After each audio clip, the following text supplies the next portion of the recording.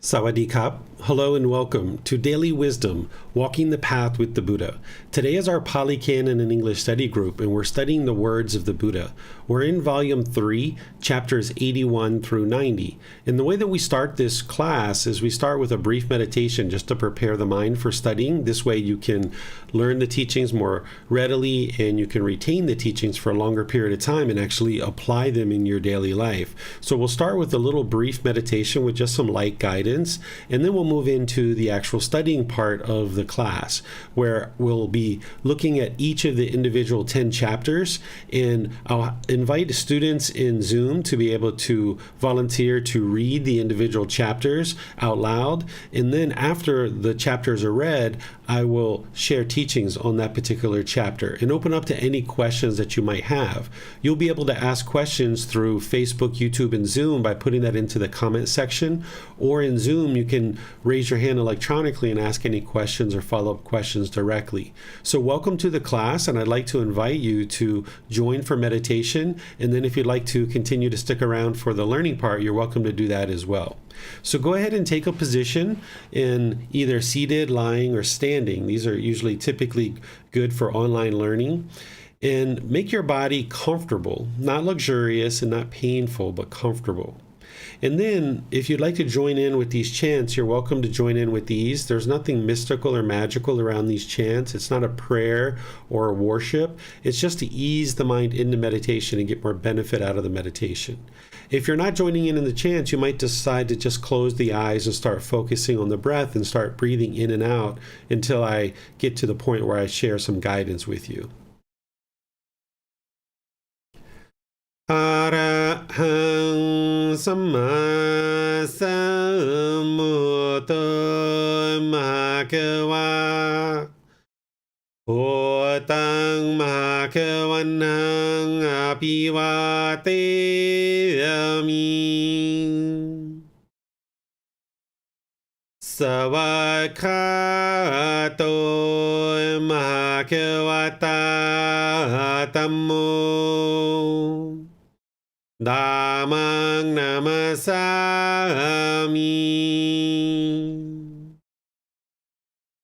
Supatipano bhagavato Sāvaka Saṅkho Saṅghang namami Namo tassa bhagavato arahato samma sambuddhassa. Namo tassa bhagavato arahato samma sambuddhassa. Namo tassa bhagavato arahato samma sambuddhassa. Iti piso bhagava arahang samma sambuddho Vicacaranang sammuno Sakhato rokavito Anutero purisa Dhammasati satatava manusanang Bhutto Bhagavati.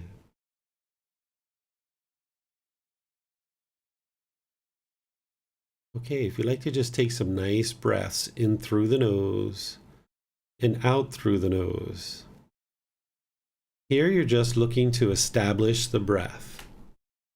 Breathing in gradually through the nose, establishing a nice, natural, steady, consistent breath. not forced or controlled. Just breathing in through the nose, experiencing the full breath. And when you're ready, exhale out through the nose, experiencing the full exhale. Breathing in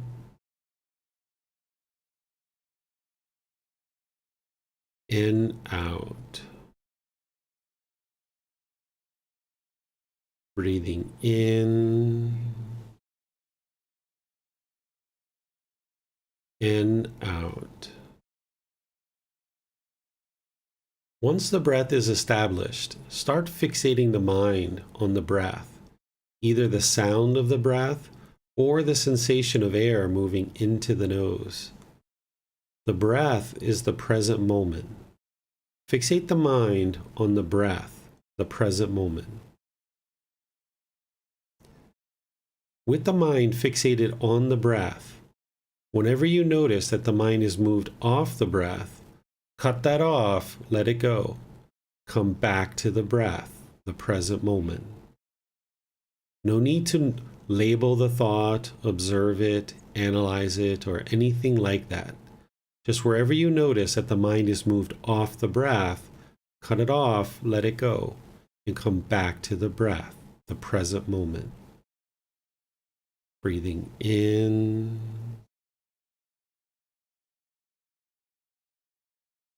and out. I'm going to be quiet now and let you do this work of focusing on the breath, cutting off and letting go anytime the mind moves off the breath. Breathing in and out.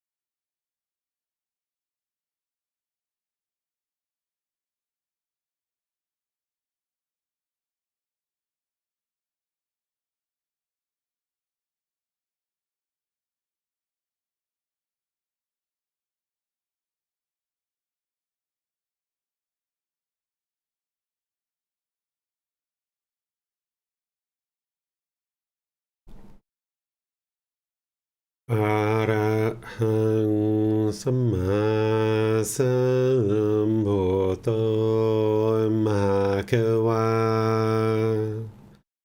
พุทธังมหาควันหังอภิวาเทมิสวากขาโตมหาควตาธัมโมธัมมังนามัสสามิสุปฏิปันโนมหาควโตสาวกสังโฆสังฆังนามามินะโมตัสสะภะคะวะโตอะระหะโตสัมมาสัมพุทธัสสะนะโมตัสสะภะคะวะโตอะระหะโตสัมมาสัมพุทธัสสะนะโมตัสสะภะคะวะโตอะระหะโตสัมมาสัมพุทธัสสะอิติปิโสมะคะวะอะระหังสัมมาสัมพุทโธวิชาจารณังสัมโมโนสัคคะโตโรกาวิโตอนุเตโรปุริสาตัมมาสติสัตตาตาวามนุสนังพุทโธภควาติ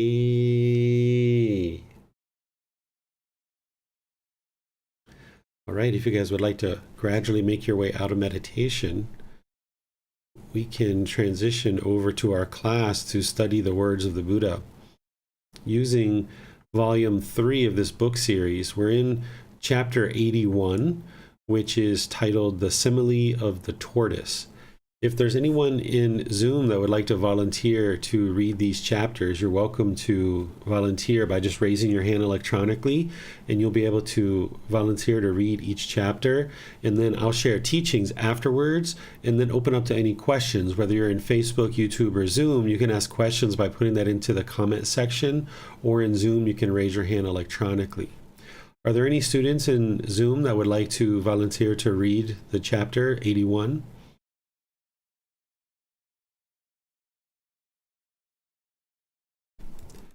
Okay, looks like Christine would like to volunteer to read. If you'd like to go ahead, Christine.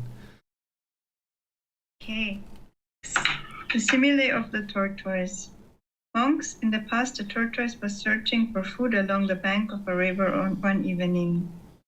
On that same evening, a jackal was also searching for food along the bank of that same river.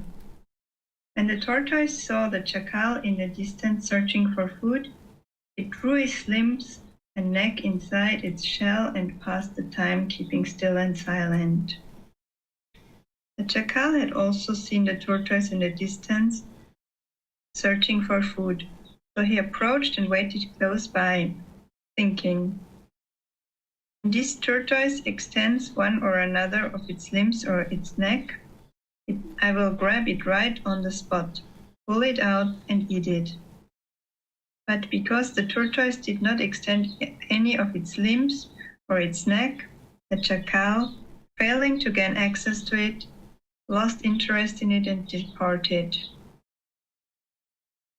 So monks, Mara the evil one is constantly and continually waiting close by you, thinking, "Perhaps I will gain access to him through the eye or through the ear, or through the nose, or through the tongue, or through the body, or through the mind.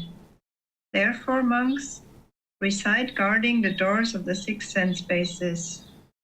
Having seen a form with the eye, having heard a sound with the ear, having smelled an odor with the nose, having tasted a flavor with the tongue, having touched a physical object with the body, having recognized a mental object with the mind, do not grasp its signs and features, since if you leave the eye sense space unguarded, the ear sense space unguarded, the nose sense space unguarded, the tongue sense space unguarded, the body sense space unguarded, the mind sense space unguarded, the evil, unwholesome states of craving and displeasure might invade you. Practice the way of its restraint.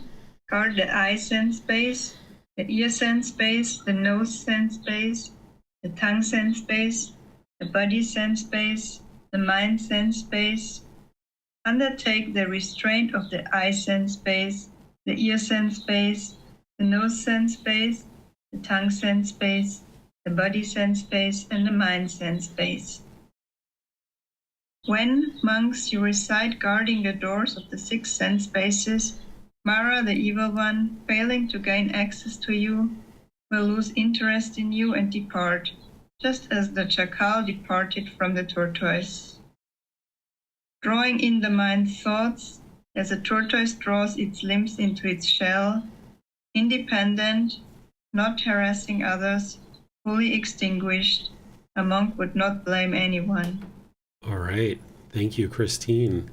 So here, the Buddha is using this simile of the tortoise to represent the 6 sense spaces, because what you're understanding is part of the 10 fetters, or those 10 pollutions, or 10 taints. These are the 10 things that the Buddha discovered that are pollutions in the mind. They need to be eliminated in order to get to enlightenment. And one of those is sensual desire. This is a really big one. This is one that a lot of people struggle with, understanding what it is and then also eliminating it. What sensual desire is longing and yearning. The mind is longing and yearning through the sense bases of the eyes, ears, nose, tongue, the body, and the mind itself, longing and yearning for agreeable contact. And as long as there's craving, desire, attachment in there, where you have certain things that you want contact through the eyes, ears, nose, tongue, body, and mind, then when you get that agreeable contact, you're going to get pleasant feelings, those conditioned feelings of happiness, excitement, elation, thrill, exhilaration, euphoria. But because there's craving and there's certain things that you find agreeable, there are certain things that you find disagreeable also due to that craving. Because as long as there's a mental longing, strong eagerness, which is the craving, there's going to be agreeable things and disagreeable things. And now if you have agreeable things that the mind wants and it gets that contact, it gets pleasant feelings. But now, because you can't permanently get everything you want, the mind's going to now experience disagreeable contact through the eyes, ears, nose, tongue, body, or mind. And now when you experience that, you're going to experience painful feelings. So this is something that you need to understand as it relates to the entire path to enlightenment, because this is a significant fetter that needs to be eliminated as part of your progression to enlightenment. Because as long as the mind is longing and yearning through the sense bases for agreeable contact and it's repulsed by disagreeable contact, your mind's going to be shaken up. You're going to experience this pleasant feelings, it's going to go up, and then you're going to experience these painful feelings as the mind goes down.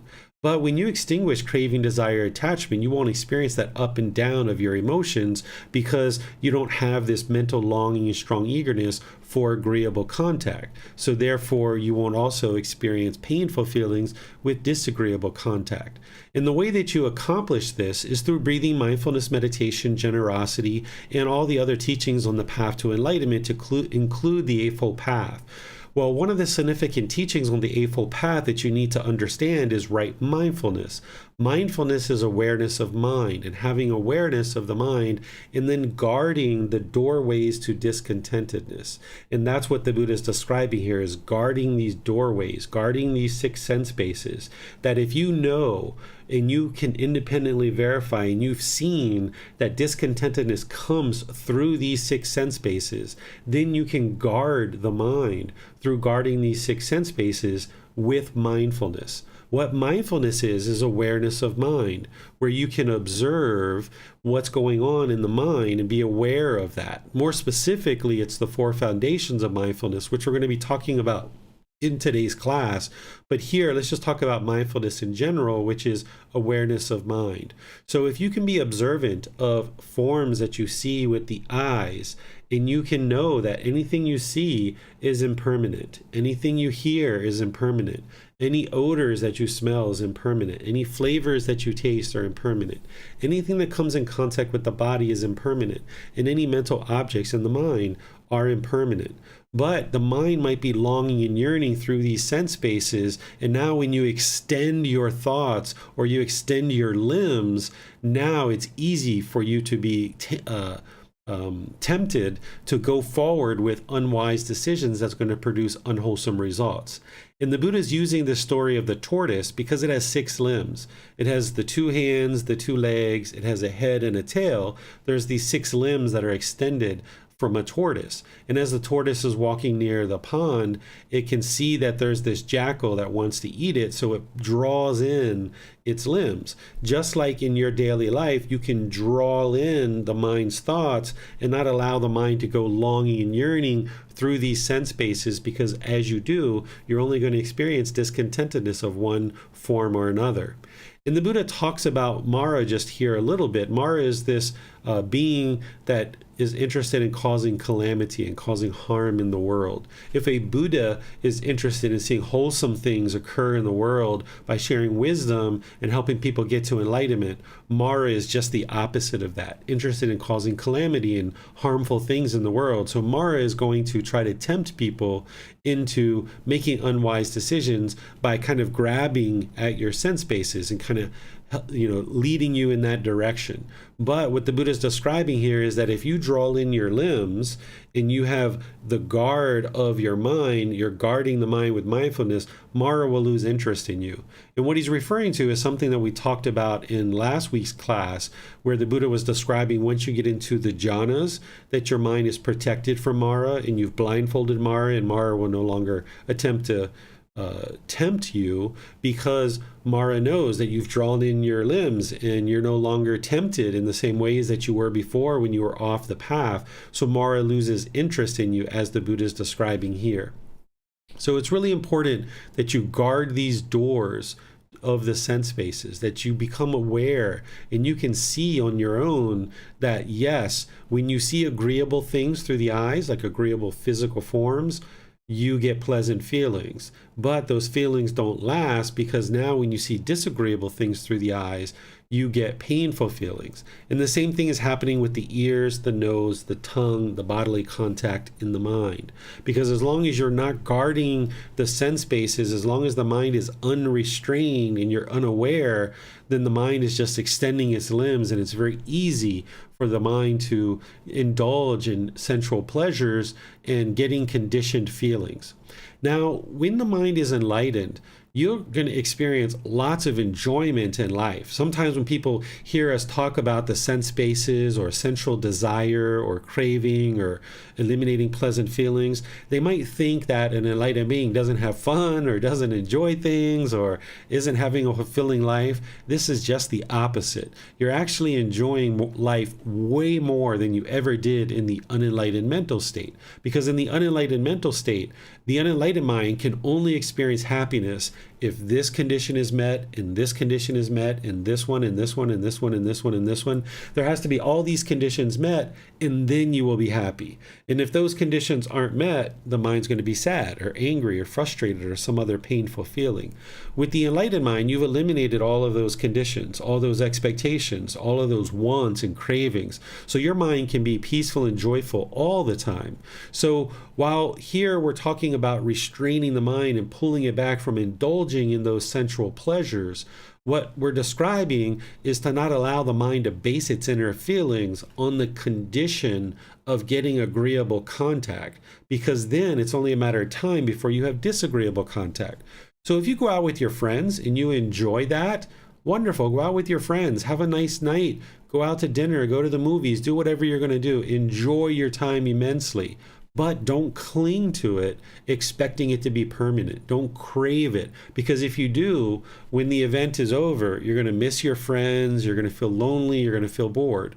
Or if you're having a piece of chocolate cake, one of my famous examples, right? If you're having a piece of chocolate cake, you can know that this piece of chocolate cake is absolutely delicious and you can enjoy it.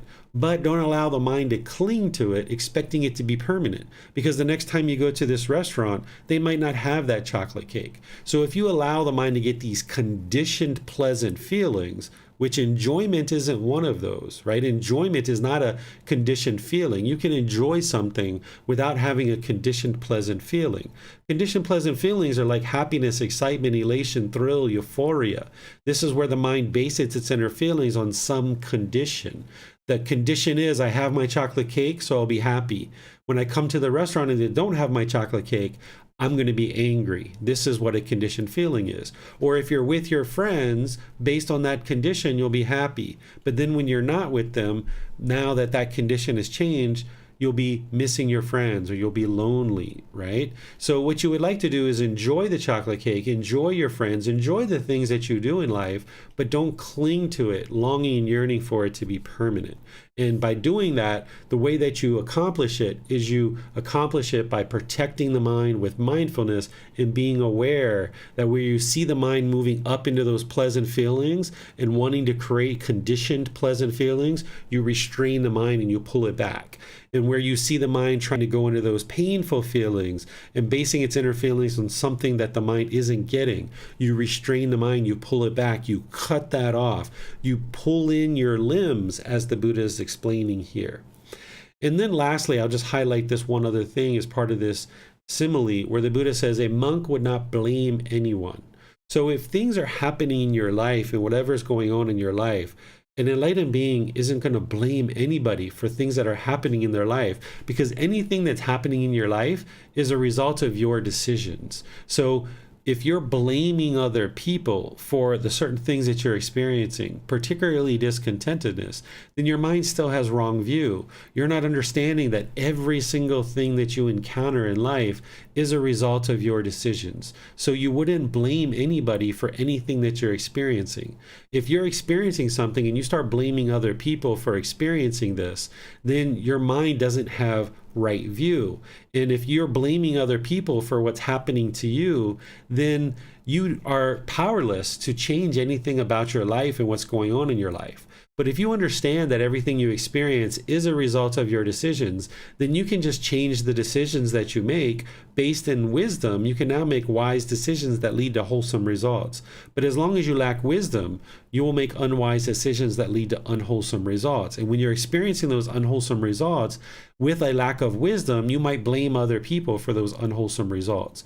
But a wise individual who understands the natural law of karma and these natural laws of existence would not blame anyone for anything that's happening in your life, because you understand that everything that transpires is a result of your decisions. So let me see what questions you guys might have on this particular chapter. You can put that into Facebook, YouTube, or Zoom. I'll be able to see that and then answer whatever questions that you might have.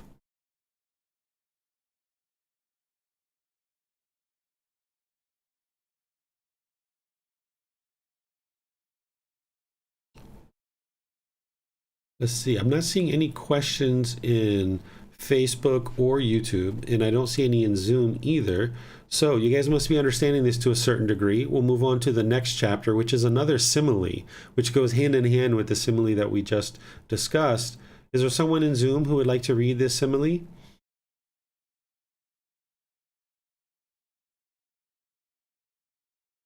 Okay, I guess I'll go ahead and read this one for you guys. It's titled The Simile of the Bowl of Oil. Monks, suppose that on hearing, the most beautiful girl of the land, the most beautiful girl of the land, a great crowd of people would assemble. Now, that most beautiful girl of the land would dance exquisitely and sing exquisitely. On hearing the most beautiful girl of the land is dancing, the most beautiful girl of the land is singing, an even larger crowd of people would assemble. Then a man would come along, aspiring to live, not aspiring to die, aspiring for peacefulness, uninterested in discontentedness. Someone would say to him, "Good man, you must carry around this bowl of oil, filled to the brim between the crowd and the most beautiful girl of the land. A man with a drawn sword will be following right behind you, and wherever you spill even a little of it, right there he will cut off your head." What do you think, monks? Would that man stop attending to the bowl of oil and out of negligence turn his attention outwards? No, venerable sir. I have made up this simile, monks, in order to convey a meaning. This here is the meaning. The bowl of oil filled to the brim. This is a designation for mindfulness directed to the body. Therefore, monks, you should train yourselves thus. We will develop and cultivate mindfulness directed to the body, make it our vehicle, make it our basis, stabilize it, exercise ourselves in it, and fully perfect it. Thus, monks, should you train yourselves. Monks, those who do not take part in mindfulness directed to the body do not take part in the deathless or enlightenment. Those who take part in mindfulness directed to the body, they take part in the deathless. Monks, those who are unattentive about mindfulness directed to the body are unattentive about the deathless. Those who are attentive about mindfulness directed to the body are attentive about the deathless enlightenment.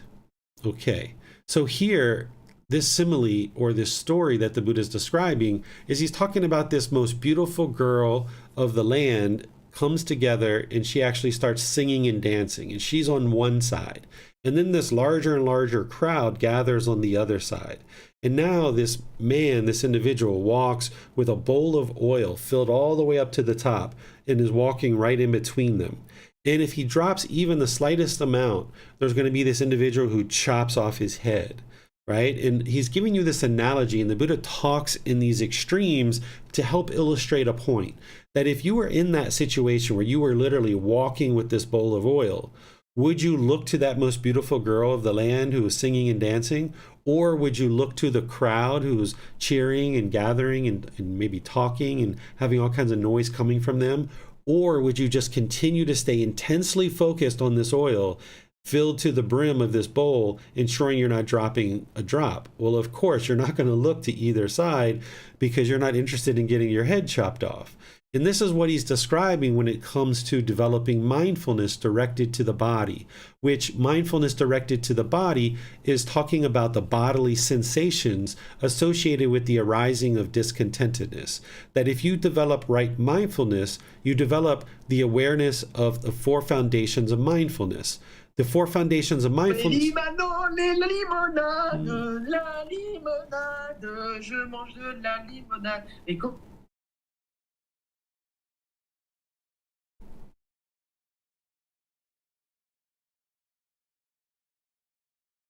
Okay, sorry about that for all of you guys who heard that. That was just an individual coming in to try to crash our Zoom session. All right, so mindfulness directed at the body, the Buddha is describing right mindfulness or awareness of the mind of the bodily sensations, the feelings, the condition of the mind, and the mental objects. These are the four foundations of mindfulness that you'll need to gather awareness of. And as you gain awareness of those bodily sensations, you'll then be able to cut off and let go of any discontentedness that is arising before it becomes a feeling in the mind.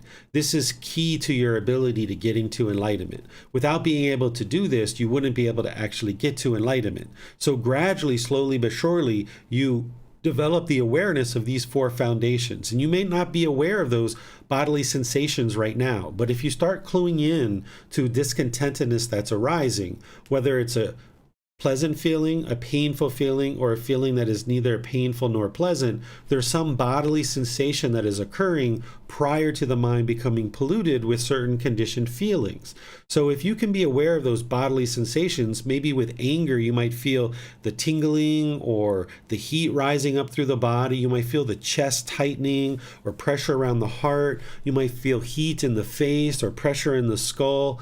Everybody's a little bit different. And with each individual type of discontentedness, there's going to be a different bodily sensation. So by cluing into that and being able to cut that off and let it go, you're restraining the mind. You're protecting the mind with this mindfulness that the Buddha was talking about in the previous simile, and he's talking about here. So the chapters that we're going to be studying today are about developing this awareness of the bodily sensations.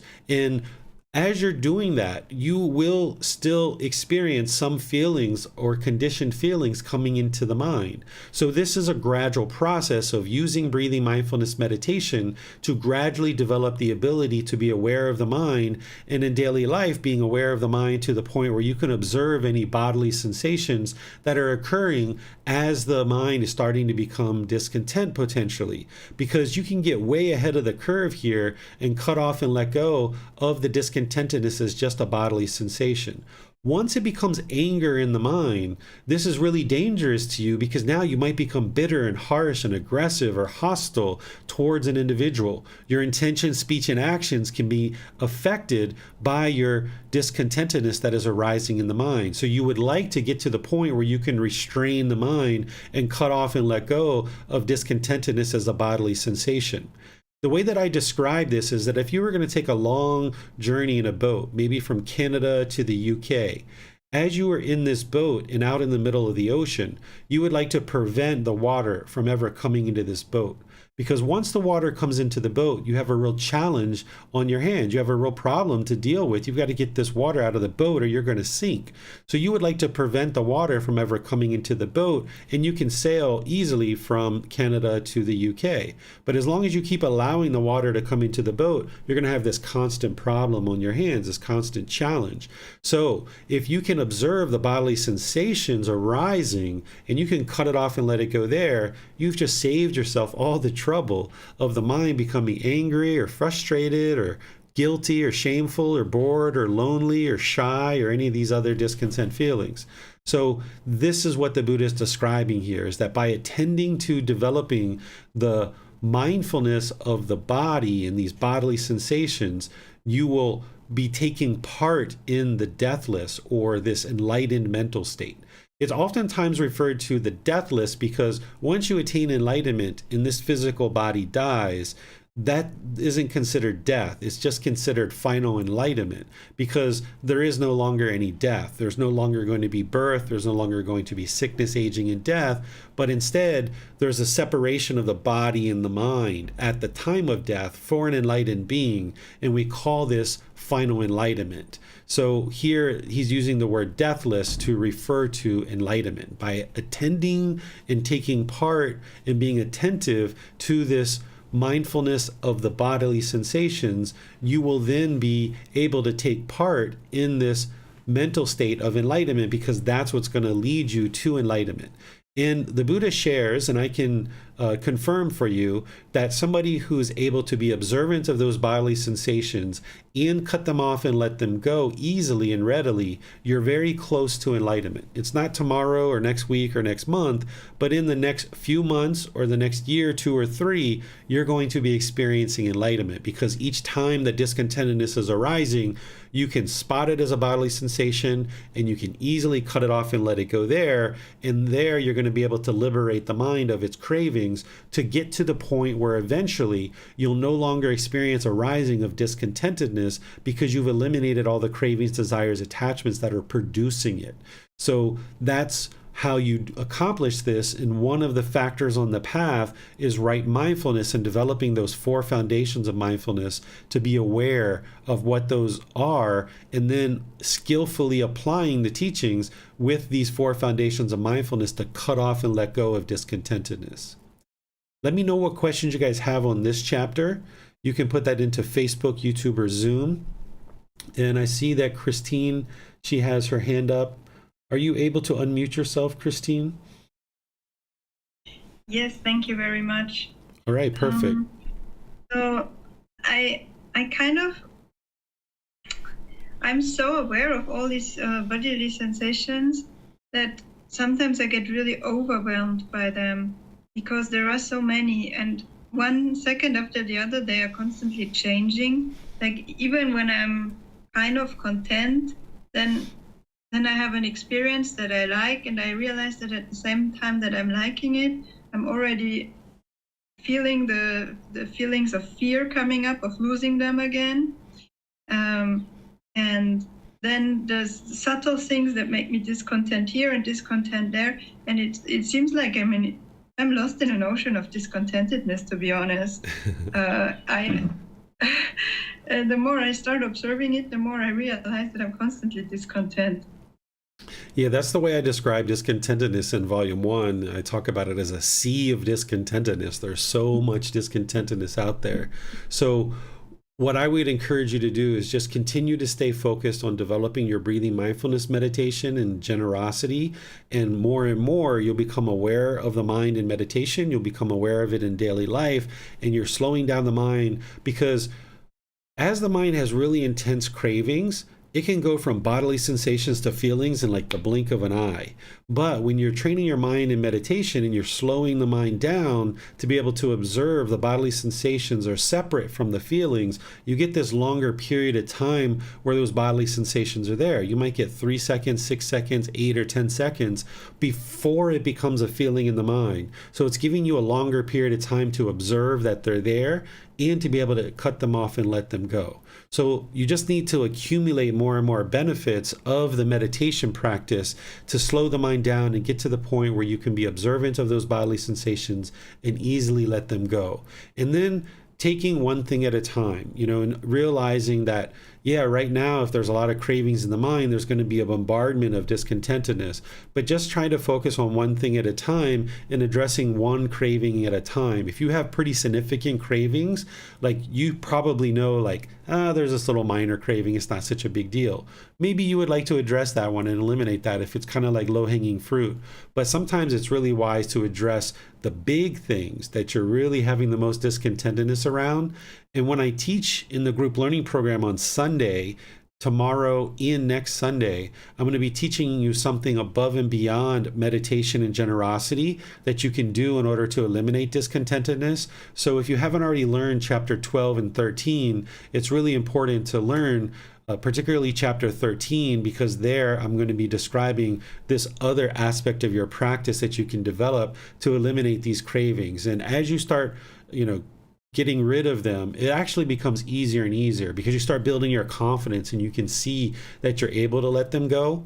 One of the ways that I explain it is if you think about a truck, like a pickup truck, and there's a lot of garbage in the pickup truck, and you've got this cargo net over all this garbage, and this cargo net maybe has 20, 30, 50 different anchor points around the garbage. Well, you're trying to free the mind, you're trying to get rid of this cargo net, and you kind of clip one anchor point of the cargo net, and that kind of loosens the cargo net a little bit. But then you have to cut the other one and cut the other one, and eventually you get so good at cutting these, it's almost like a zipper. It's like rip, rip, rip, rip, rip, rip, rip, rip, rip, and you can rip back all of these cravings because you get really good at identifying the cravings, seeing the bodily sensations that are arising, cutting off and letting go. These are all qualities that you need in order to develop, in order to eliminate the cravings, desires, attachments. And the thing that I'm going to be teaching you in the chapter 13 about developing a plan of how to actively eliminate the individual cravings based on what they are and what you observe. So keep practicing. You're headed in the right direction. It's just that you haven't accumulated enough benefits yet, and you haven't put enough pieces together yet to get to the point where you're eliminating more and more discontentedness. I'm pretty sure you've already seen a significant decrease, but keep doing the things that you're already doing and then adding more things that I'm going to be sharing with you about how to peel back that craving, and just stay dedicated and diligent to it. You're absolutely headed in the right direction.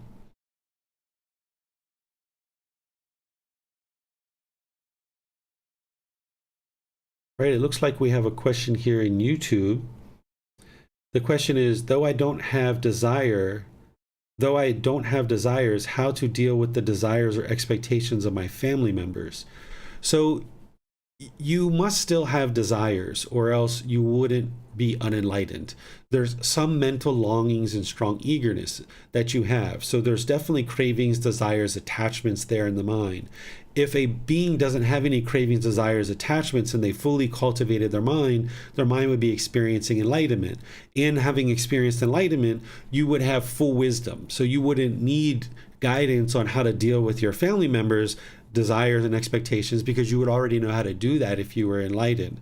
So be sure that you be honest and objective with your mind, realizing that you do have cravings, desires, attachments, and you're not a bad person. You haven't done anything wrong. It's just that you need to address those in order to remedy them and eliminate them. And one of the cravings that some people have related to your question is to please your family and wanting your family to maybe be proud of you, or you want to see your mom or your dad happy, or your siblings happy. And oftentimes what happens is your family members are putting their expectations on you, or their desires on you, and you feel like you have to fulfill those in order to make them happy.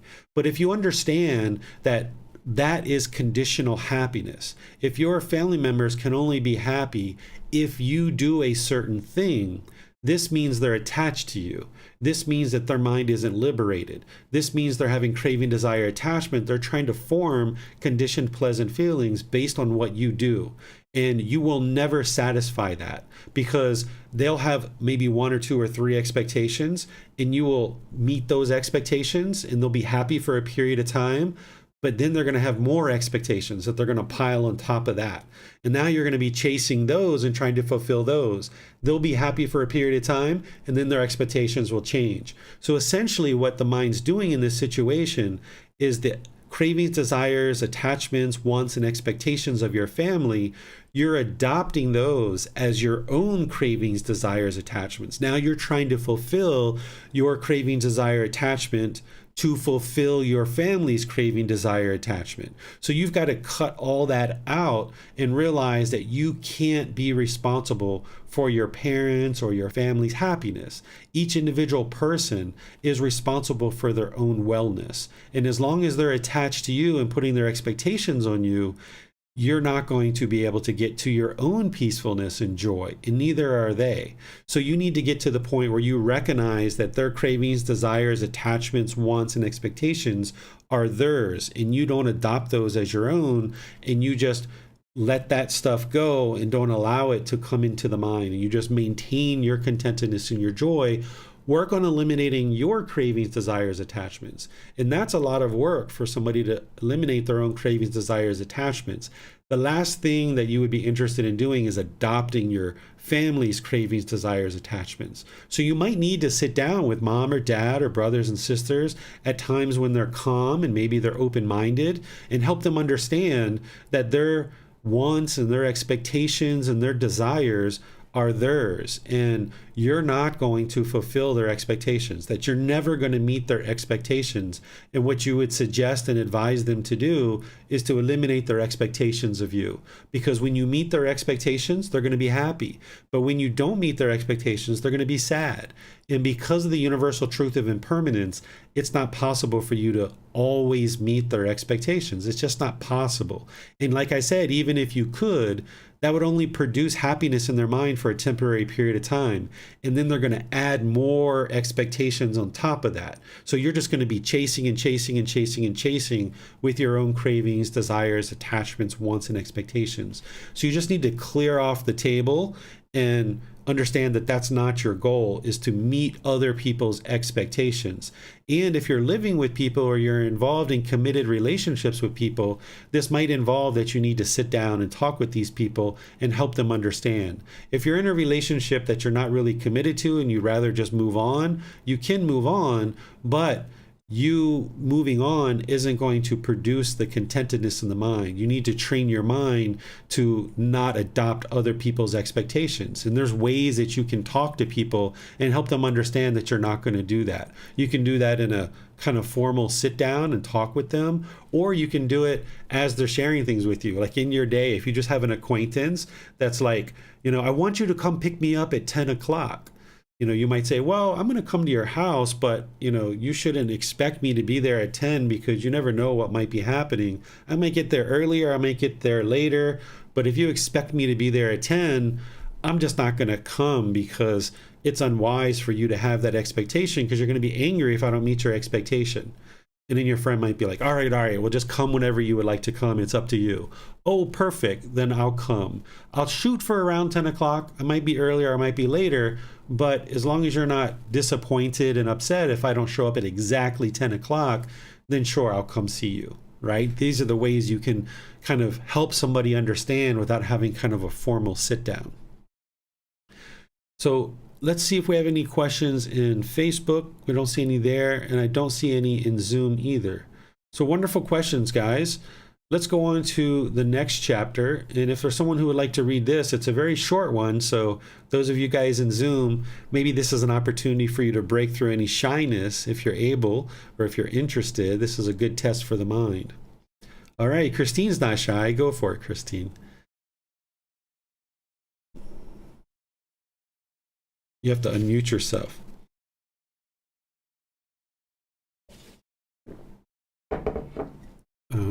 Some reason you're not able to unmute yourself, maybe? Yes, thank you. I could not. Also, the chat's not working. Oh, okay. Just that you're aware of it. Yeah, I'm going to try to turn that off. Maybe it'll open it back up. Okay. Great good of mindfulness directed to the body. Monks, those who do not take part in mindfulness directed to the body do not take part in the deathless enlightenment. Those who take part in mindfulness directed to the body take part in the deathless enlightenment. Monks, those who are unattentive about mindfulness directed at the body are unattentive about the deathless enlightenment. Those who are attentive about mindfulness directed at the body are attentive about the deathless enlightenment. Okay, thank you, Christine. This was the ending of the very last chapter that we just discussed. And I already shared with you there that the Buddha's helping you to see, to develop the awareness of these bodily sensations. This is part of the 4 foundations of mindfulness. And you'll find details that I've taught this in Volume 1, Chapter 5, under the subsection Right Mindfulness. If you look there, I explain each one of these 4 foundations of mindfulness and what they are, and you cultivate these in your meditation, and you also cultivate them in daily life, understanding the bodily sensations, the feelings, the condition of the mind, and the mental objects. And if you're not aware of this currently, or if you haven't been aware of it, start paying attention that there's these bodily sensations that are occurring prior to the mind experiencing feelings like happiness, excitement, elation, or anger, sadness, frustration, or even shyness or displeasure in the mind. There's some bodily sensation that's occurring, and then there's going to be a feeling that comes into the mind. And you would like to be able to cut it off as a bodily sensation. But of course, your mind isn't fully trained yet, so you're going to experience these conditioned feelings. So try to cut it off and let it go there. Because if you don't, it's going to affect the condition of your mind. Have you ever been angry for a couple of hours or a couple of days or maybe a week or so? I'm sure you have. We all have at some point, right? So that's because you didn't catch it as a bodily sensation. You didn't catch it as a feeling, and it now affected the condition of your mind, and you're now angry for a week or two. Who enjoys that? That's not fun, right? So cut that out by getting ahead of the curve and cutting off the bodily sensations. Because then, in this example, if you allow the mind to go through those bodily sensations, the feelings affect the condition of the mind, it's going to form this mental object, which is a deeply rooted container in the mind that is much harder to uproot. And those 10 fetters that the Buddha describes, those are 10 mental objects that are in the mind that need to be uprooted out of the mind. And what you're doing is you're trying to put this dam on those bodily sensations. You're trying to block the discontent feelings by cutting off and letting go at the bodily sensations, so you're no longer feeding these mental objects. And all the while, you're using other teachings of the Buddha to break up these mental objects so you can uproot them and get them out of the mind. And this is what's going to ultimately purify the mind and get you to enlightenment, where you can again experience experience the brightness and the radiance and the joy and the peacefulness and calmness of the enlightened mind. As long as these mental objects are being fed and are continuing to grow and be rooted in the mind, your mind is polluted and you're not going to be able to experience the brightness and radiance of the enlightened mind. So if you can cut off and let go at the bodily sensations, and of course sometimes there's going to be feelings, but more and more cut off and let go at the bodily sensations, now you can more readily work on uprooting these mental objects, and that's where you're going to experience the peace and joy as you're purifying the mind more and more. Are there any questions on this particular chapter?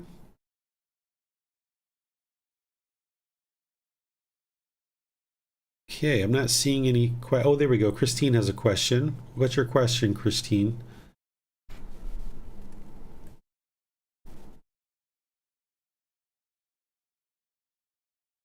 Yeah, thank you. I think I already asked a Facebook post about that, but maybe it's easier for you to answer it here because it suits the topic. I don't fully understand how to cut off the bodily sensation already. I understand how to turn around the mind and realize that I have the craving for this or for that. And sometimes it eliminates the bodily sensations, but not always. Mm-hmm. I understand that I could just turn around and do something else, or I could intentionally relax the body, but somehow it keeps coming back. Yeah.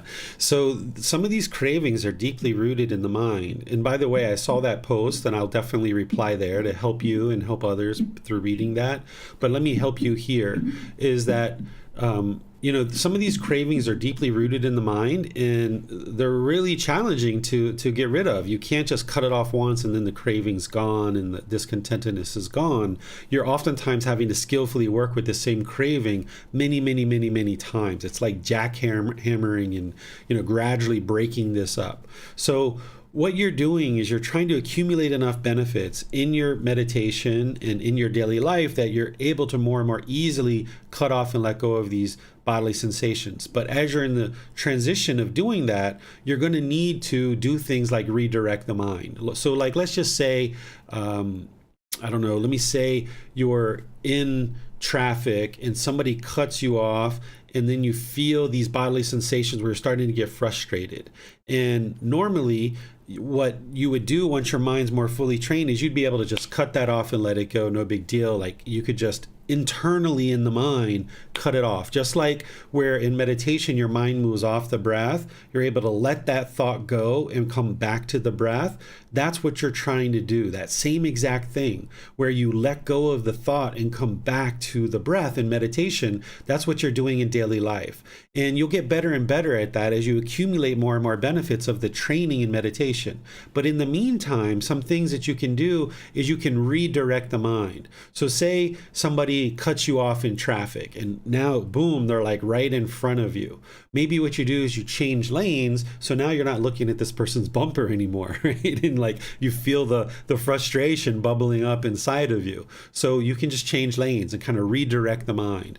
That's what would help you. Or if you're sitting at a traffic light, maybe you look at the sky or the clouds, or maybe you can close your eyes for a little bit and focus on the breath for a couple of breaths. This will redirect the mind. And more you'll get better at not needing to do those things because internally you can cut off and let go of the arising discontentedness. But in the meantime, you might need to do some of these things to redirect the mind in daily life or things like that. And each situation is going to be a little bit different, but you're looking for something to redirect the mind. Whereas if you're looking at this person's bumper in this example, maybe the frustration keeps bubbling up. Or if you have other examples of certain situations where you're having cravings and you're noticing the bodily sensations, but you don't know how to redirect the mind, you can share that example with me and I'll help you understand how to redirect the mind to maybe something else. But maybe you can see that for yourself by just what I'm sharing with you here. Christine, are you guys able to unmute yourselves now easily? Yeah, I think this was very helpful already because it stopped my mind trying to figure out if there's something that I haven't understood. So it's basically just about practicing. And One example that I find particularly difficult is when I'm around people, especially when it's for business purpose, and I notice that I'm always tensing up. And when I notice it, I intentionally relax the body and remind myself that it's not important what people think about me. But the moment I focus on interaction again, it's back. I could play this game for hours, basically, of letting the tension go, and I don't know. Okay. Yeah, the reason why it's back is because you still have that mental object of personal existence view. These mental objects are deeply rooted in the mind. You can't just cut them off and let it go once and then it's going to be gone. So what you're describing is that you're you're worried about how people think of you in a social setting. So when you see the bodily sensations arising, you cut it off and let it go. But then when you interact, it comes right back. And the reason why is because you haven't cut it off and let it go enough. You haven't completely uprooted the personal existence view, because this mental object is deeply rooted in the mind. So each time you do cut it off and let it go, it's like clearing out a little bit of this personal existence view. So that's really helpful for you. So you're going to need to interact like this on multiple occasions to get to the point where each time you cut it off and let it go, and sure, it's coming back, but eventually it won't come back as strong. It'll be lesser and lesser. You'll spot it sooner and sooner, and you'll be more and more easily able to cut it off and let it go. One of the challenges on this path is you'll get to the point where you have wisdom of the path and certain aspects of the path. Like right now, you have the wisdom to be attentive to the bodily sensations, and when they arise, to cut it off and let it go. You know that to be true, and you see the wisdom in it. But the mind just can't do it yet 100% of the time. And this is where the mind sometimes struggles. It's like, you know what you're supposed to do, but the mind just can't do it 100% of the time because it hasn't had enough training yet. You need to accumulate enough benefits of the training to get to the point where you can easily do it. So this is where the Buddha and I talk about having determination, dedication, and diligence. You need to stick with it. You know what the right thing to do. You know what the path is in certain aspects of the path, but you just haven't accumulated enough benefits through the meditation and through practicing the Eightfold Path in daily life that you're able to easily cut it off and let it go every single situation. And some of these fetters that you're now starting to eliminate, they're deeply rooted in the mind, and it's going to take you multiple times of cutting it off and letting it go before it's fully extinguished from the mind. So what you're describing is you're doing this exactly the way I would recommend. You just need to keep doing it and accumulating more and more of the benefits.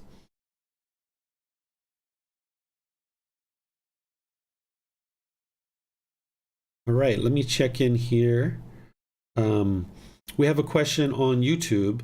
The question is, feelings happen very quickly. How to know and deal with them on time?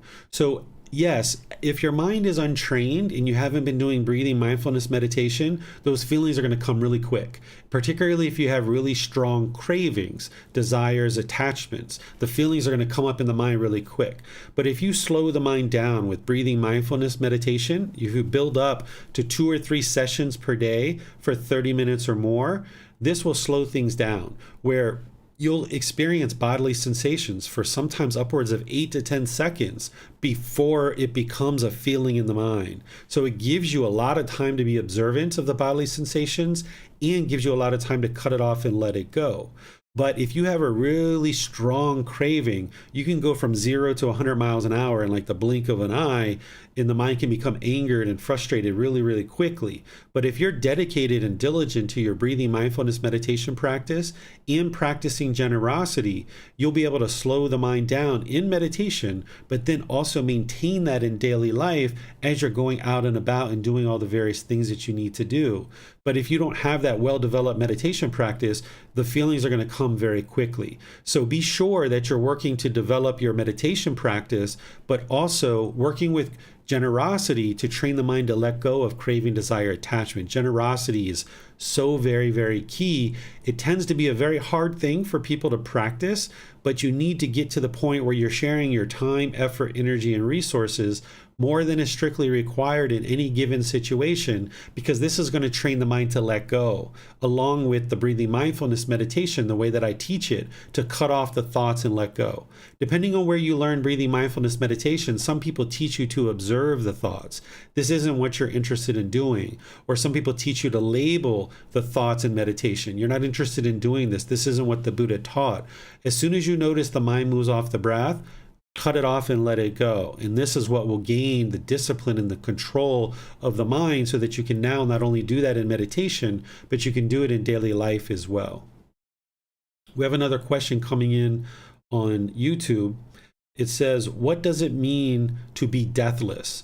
So this is how the Buddha sometimes refers to enlightenment, because during this life, you can attain enlightenment and you'll enjoy the peace, calm, serenity, and contentedness for the rest of your life. Whether that's 30 years or 40 years or 50 years or what have you, you'll experience that peace and joy. The mental state of enlightenment is permanent. And then once you die, or once this body dies, you've come to the end of this life, if the mind is enlightened, you've been experiencing the deathless element, or the deathless state, which is what the Buddha is describing here. And the reason why it's called the deathless is because at the time of the end of this life, for an enlightened being, you're not experiencing death. What you're experiencing is you're experiencing the separation of the body and the mind. Because when you get to enlightenment in this life, your mind will no longer experience any mental anguish whatsoever. You won't experience any kind of discontent feelings like we talk about, the anger, frustration, irritation, annoyance, guilt, shame, fear, stress, anxiety, shyness, boredom, loneliness, and all these other discontent feelings are eliminated. But when you're enlightened, in your living out the remaining part of this life, you will still experience physical pain. It won't be intense the way it is in the unenlightened state, but you'll still know that the body is experiencing pain. And this is helpful. This is important. You need this, because as an enlightened being, for example, if you were standing too close to a fire, you need to know, like, oh my goodness, that part of my body is really hot. Let me make a decision to move away from this fire. And now you'll experience that sensation of the pain from the fire, but you won't experience the mental anguish associated with the physical pain, because now the mind is enlightened. In the unenlightened state, you'll experience the physical pain and the mental anguish along with it, which intensifies the physical pain. But by the time you get to enlightenment, you're only experiencing the physical pain, and it's very muted. You won't experience the mental anguish. So at the time of death, this is final enlightenment, because the body and the mind separate. You can't extinguish that particular aspect of life as long as you're in existence. You can't extinguish eliminating the connection of the body and the mind together until the end of this life. And when that occurs, it's the separation of the body and the mind. We call it final enlightenment rather than death, because an enlightened being is no longer going to experience birth, sickness, aging, and death. They've already escaped the cycle of rebirth. As an enlightened being, you're outside of the cycle of rebirth, so you're no longer experiencing birth and death. So by the time you get to enlightenment, you're outside of the cycle of rebirth. When there's the end of this life, you're no longer experiencing death. You're experiencing final enlightenment, or final nibbana. So that's why the Buddha calls it the deathless, because if you're outside of the cycle of rebirth as an enlightened being, you're no longer experiencing death. Here's another question on YouTube. Where does the mind go after separation? This all depends if the being is unenlightened or if they're enlightened. If they're unenlightened, there's a period of time where the mind is not in existence, in terms of there is no physical form, there is no existence in one of the five realms. The mind is outside, is still in the cycle of rebirth, but it's not in existence and within one of the five realms. And then there can be a period of time, I've seen as long as 500 to 2,000 years between lives, where there isn't existence. So the mind can be not in existence within the individual realms for upwards of that amount of time before you take on a new existence. And the Buddha talks about these in his various teachings. It's based on the cosmology that existed during that lifetime. If you look at volume 11 of the book series, you'll see all the different things there. So in the unenlightened state, the mind is just kind of in limbo, so to speak, waiting to be reborn. And then once there's rebirth, there's a new existence in either the hell, animal, afflicted spirits, the human realm, or the heavenly realm. If the mind is enlightened and there's a separation between the body and the mind, the Buddha doesn't describe what happens next. He leaves this as an undeclared teaching, so he doesn't declare what is actually going to occur next for a being who gets to enlightenment. He just talks about you're not going to experience rebirth and the cycle of rebirth, but he doesn't share if there is something next or there isn't something next. Great questions, everyone. All right, I'm not seeing any other questions anywhere. Thank you for those questions. Let's move on to the next chapter, which is chapter 84. Is there someone in Zoom that would like to read this chapter?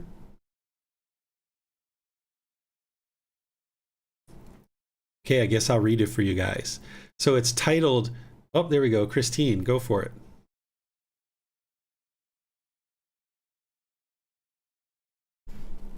I guess you need me to take you off mute. Yes, thank you. So, training a mind filled with loving kindness without hostility or ill will. Monks, there are these 5 courses of speech that others may use when they address you. Their speech may be timely or untimely. Number 2, true or untrue. Number 3, gentle or harsh. Number 4, connected with benefit or unbeneficial. 5, spoken with a mind of loving kindness or with inner hate. Herein, monks, you should train thus. Our mind will remain unaffected, and we shall speak no evil words. We shall recite compassionate for their welfare, with a mind of loving kindness, without inner hate. We shall recite enveloping that person with a mind filled with loving kindness. And starting with him, we shall recite enveloping the all-encompassing world with a mind filled with loving kindness, abundant, joyful, immeasurable, without hostility and without ill will. That is how you should train monks.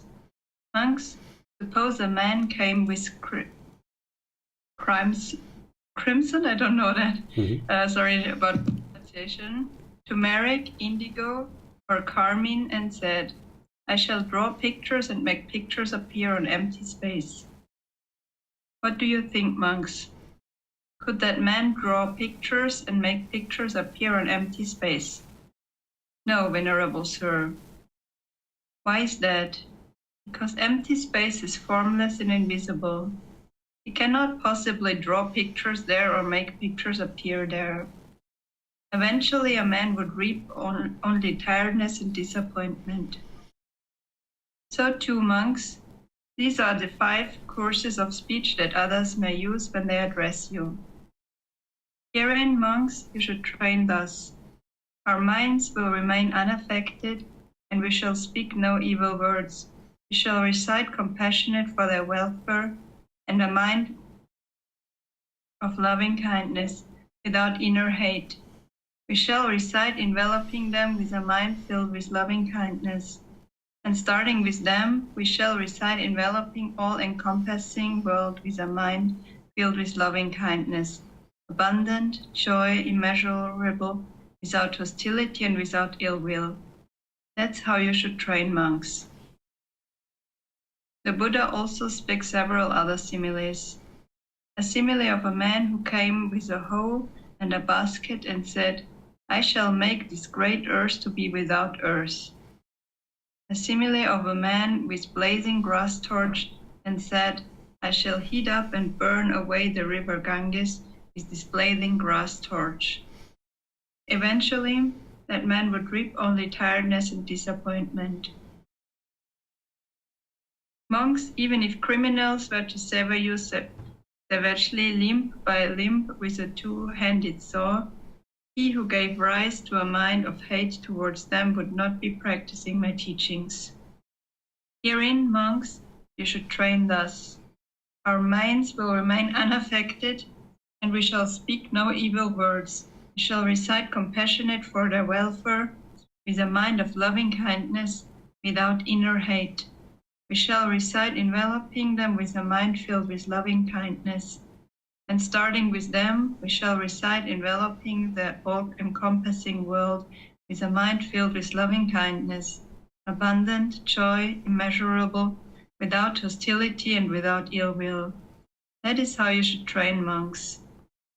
Monks, if you keep this advice on the simile of the saw constantly in mind, do you see any course of speech, insignificant or significant, that you could not endure?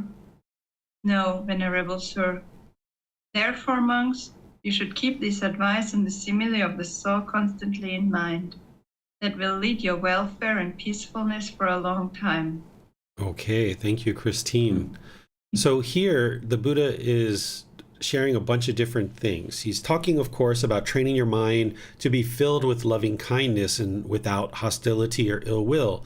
Loving kindness is a genuine interest in seeing all beings be well, having active goodwill. And we train our mind to do that in meditation, through loving kindness meditation, and then we practice in daily life through our intention, speech, and actions to be loving and kind. This is how you fully transform your mind away from anger, hatred, and ill will, along with the bitterness, hostility, aggression, and harshness, and things like this. And he also trains, as part of right speech, the 5 factors of well-spoken speech, that we should speak at the right time. What we say is true, gentle, beneficial, and with a mind of loving kindness. And here, if you speak in that way, you'll see that your relationships will really blossom. Because even though you have all the best intentions in the world, if you're speaking at the wrong time, if what you say is untrue, harsh, unbeneficial, or with a mind of inner hate, you'll find that your relationships will really struggle. So even though you're aspiring to practice more and more to get to the point where you're practicing the 5 factors of well-spoken speech, what you should understand is that there are going to be people that will talk to you in ways that aren't the 5 factors of well-spoken speech. Now, someday in the entire world, if we were all enlightened everywhere in the world, which will take many generations for that to occur, then people will be speaking with the 5 factors of well-spoken speech at all times. But we don't live in that world. We live in a world where we've got way more unenlightened beings than we have enlightened beings. So therefore, as you go about the world, you're going to have people that are going to speak to you harsh sometimes, or they're going to speak to you hateful sometimes. And what the Buddha is saying, and he's sharing, and he's guiding you and encouraging you to do, is to remain unaffected, so that as you're going about the world and people are speaking to you maybe in impolite, unkind, unfriendly, and disrespectful ways, that you train your mind to the point where you remain unaffected by that type of speech. And the way that you do that is you eliminate your cravings, desires, attachments, where you no longer crave and desire and long and yearn for people to talk to you in a specific way. Because as long as you do, you're going to experience this discontentedness, because when people are hateful or they're vindictive or they're harsh, you're going to feel affected by that. But if you can eliminate your craving, desire, attachment and reside unaffected, you might just smile when somebody's talking aggressive and harsh. You might ignore it. You might choose to walk away. But what you're not interested in doing is being argumentative and harsh and aggressive back. Because by you doing that, it's just going to keep you stuck in the cycle of continuous discontentedness. If somebody's argumentative with you, if you're argumentative back, it's just going to continue to escalate and make more and more problems in your life. So it's better to remain quiet, to walk away, to ignore it, or what have you. If you have an individual who's repeatedly harsh and aggressive with you, you might choose to move on from the relationship and no longer conduct yourself in the relationship. Or if it's a brand new relationship and somebody's already being harsh and aggressive with you, you might not choose to even go forward with the relationship. But there's some relationships, maybe mom or dad or brothers or sisters or other people like this, that you're really committed to, and they are maybe harsh and aggressive with you at different times, but in these relationships, you're not interested to eliminate the relationship, but you would like to clean it up. And as long as you're harsh and aggressive back, mom and dad are going to continue to be harsh and aggressive with you, or brothers and sisters or other people. So you need to train your mind to be ineffective and make sure that you speak no evil words. As long as you keep doing that, then people are going to be speaking that way with you. So you need to arise this compassion for the welfare of other beings, and you need to develop this mind of loving kindness so that you now envelop this person and your mind is filled with loving kindness, that maybe you have concern for this person's misfortune if you see them being aggressive and hostile in their speech, where in the past you might have been argumentative and bitter and harsh and hostile with them back. Now you're choosing not to do that. You're choosing to be calm and peaceful, and that is what will extinguish your unwise decisions in the past where you were argumentative and you were hostile. Because as long as you continue to be argumentative and hostile, those people are going to continue to be that way with you. And the Buddha gives you this analogy down here to help you understand this in more detail, where he talks about if there were criminals who had essentially kidnapped you and they were savagely sawing you limb by limb, essentially sawing you at your wrist, in your elbow, in your shoulder, in your ankle, in your knee, in your hip. If they were sawing you limb by limb by limb like this, he's saying if you have hate in your mind at that time, you're not practicing his teachings. Because by the time that you get to enlightenment, it's impossible for your mind to experience any kind of anger or hate towards others, even if somebody was sawing you limb by limb by limb. But of course, right now, you might see that as very hard, or even hard to not only do, but hard to even fathom being able to do that. But when you train your mind to the point where you've eliminated craving, anger, and ignorance, you can get to the point no matter what people are doing around you, you don't have inner hate towards them. It doesn't mean that you stay there and allow them to do these things to you, but the Buddha is just describing that if these things occurred, that you wouldn't have hate in your mind. And now understanding that, and he's encouraging you and guiding you to have loving kindness for all beings, even in a situation like this, he says, okay, if you were having this speech directed towards you, either significant or insignificant, is there any kind of speech that you couldn't endure? If you can endure these criminals sawing you from limb to limb to limb to limb to limb, what about this harsh speech? What about this unbeneficial speech? What about this hateful speech or aggressive speech? Can you endure that? Well, sure, right? If you can train your mind to the point and kind of think about if somebody was sawing you from limb to limb to limb, you wouldn't have hate, then you can get to the same point when somebody's speaking harsh and aggressive or hostile. Get your mind to the point where you've trained it so well that when other people are acting unkind and impolite, that you don't hate them. Because that's what craving, desire, attachment is going to produce, is that when people are harsh and aggressive and hostile with you, you're going to hate them back.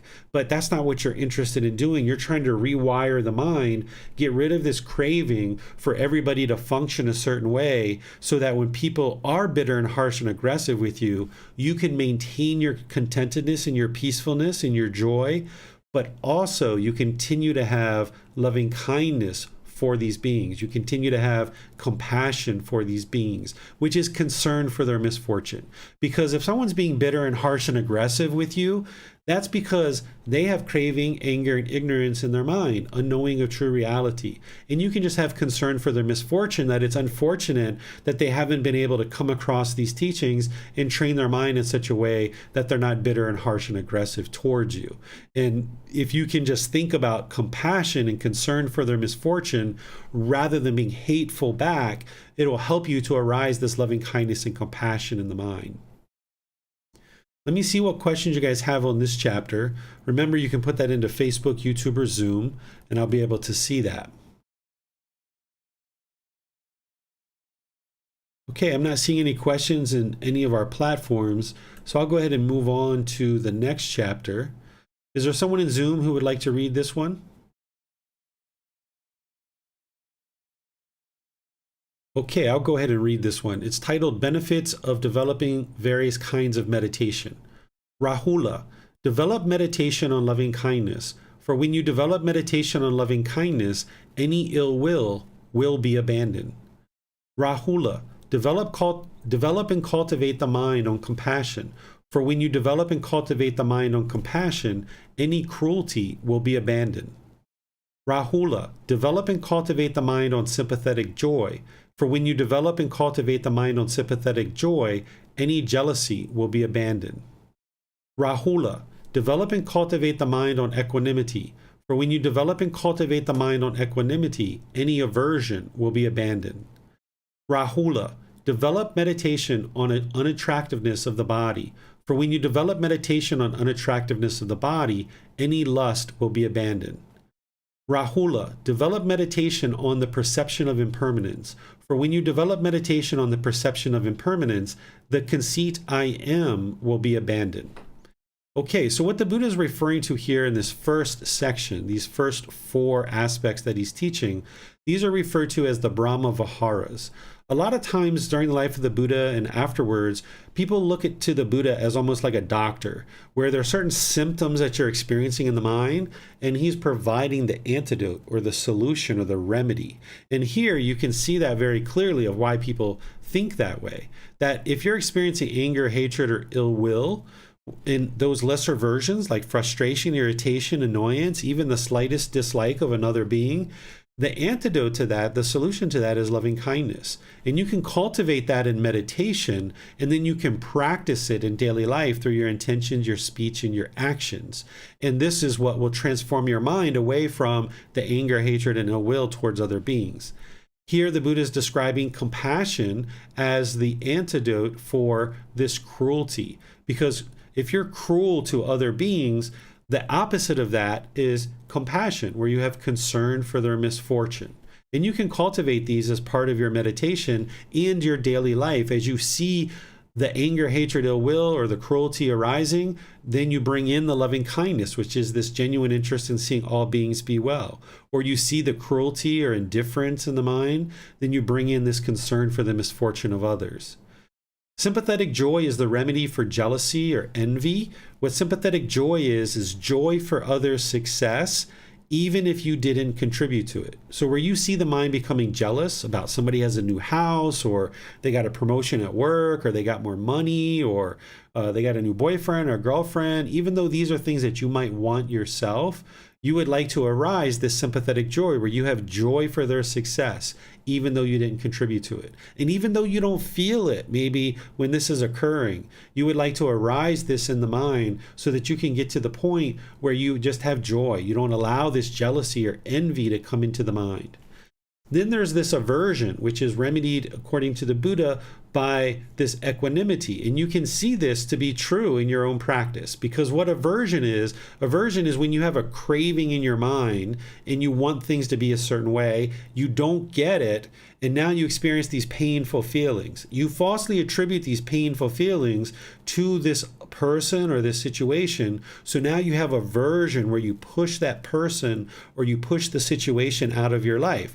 Your mind is uncalm, it's shaken up, and you think that that's going to solve the problem by pushing this person out of your life. And it doesn't solve the actual problem. But what equanimity is remaining calm and composed, having evenness of temper, even in difficult situations. So when you're in difficult situations and you experience the mind being shaken up, you need to cut that off and let it go and bring in the calmness, this equanimity. And this will help you to eliminate aversion where you're pushing people away and pushing situations away, because that doesn't actually solve the problem. As long as you keep allowing the mind to push people away or push situations away, it's only a matter of time before you get angry or hostile or aggressive or shaken up about something else, because you haven't solved the root problem, which is the craving, desire, attachment. So by you remaining with equanimity, calmness, and composure, you're restraining the mind and you're pulling it back. When the mind wants to have those painful feelings and it wants to push things away, you maintain your calmness and composure. Then there's this unattractiveness of the body to abandon lust or eliminate lust. This is craving for sexual contact. The reason why we have craving or lust for sexual contact is because we don't see the body as it truly is. We see the hair is made up in a certain way. We see the certain clothing, certain jewelry. We put certain scents on the body in order to make it more attractive. We have all these different things that we do to the body in order to make it more attractive and appealing for somebody to be interested in this body and to have sex with us, because of our central desire that we want to have sex perhaps. So we try to do these things to the body to make it more attractive so that somebody would be willing to do that with you. But if you see the body as it truly is and you develop the unattractiveness of the body, you can either reduce or eliminate your sexual cravings and your lust. And there's meditation that you can accomplish that, to be able to do that. And I share that in Volume 1, Chapter 11. Then there's this meditation to develop the perception of impermanence and eradicate the conceit I am. This is related to deeply soaking in the mind the universal truth of impermanence and eliminating personal existence view, which is part of the ego, and also that fetter of conceit. Because as long as the mind is holding on to this I am, you will continue to be discontent. So for example, if I thought I am an American, when I hear people say agreeable things about Americans, then your mind's going to get pleasant feelings. But when people say disagreeable things that are disparaging and degrading about American people, if you cling to the perception of I am American, now when you hear that, you are American. If I am American and they're talking about Americans, now you're going to get frustrated or irritated. But if you can develop the perception of impermanence and realize that this self-image and the self-identity is impermanent and it doesn't define who you are, then you can get to liberation, where you don't get these conditioned feelings based on agreeable or disagreeable contact about this self-image or self-identity. So I know that this body was born in America, but I am not American. I don't identify with I am American, because I does not exist. There is no I here. So as long as the mind holds on and clings to the perception that this self-image or this identity is who you are, you're going to experience discontentedness associated with this I am. I am a doctor. I am a lawyer. I am a Buddhist teacher. I am American. I am a boyfriend. I am a girlfriend. Anytime you have a disagreeable contact or agreeable contact on these things, you're going to get shaken up because of it. And there, when your mind is shaken up, you're not going to be able to make wise decisions that lead to wholesome results. So what questions do you guys have on these? Either loving kindness, compassion, sympathetic joy, equanimity, developing the unattractiveness of the body, and developing the perception of impermanence. You can put that into Facebook, YouTube, or Zoom, and I'll see your question. All right, I'm not seeing any questions here, so let's move on to the next chapter, which is chapter 86. So I'll just keep reading until somebody in Zoom maybe volunteers to read a chapter. So this one is titled, One Who is Capable of Entering and Residing in Right Concentration. Monks, possessing 5 qualities, a monk is incapable of entering and residing in right concentration. What 5? Here, a monk cannot patiently endure forms, sounds, odors, flavors, and physical objects. Possessing these 5 qualities, a monk is incapable of entering and residing in right concentration.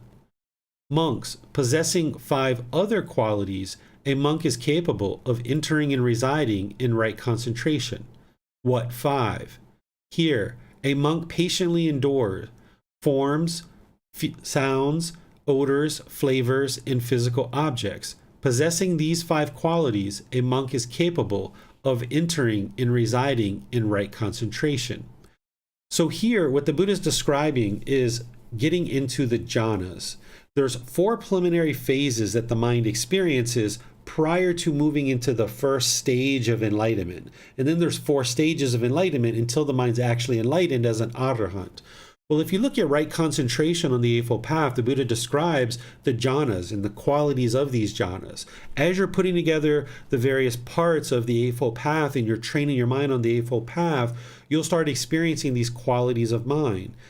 You'll experience all the things that he's describing, and you can see how the mind's moving through these 4 stages or these 4 phases that the mind experiences as part of these jhanas.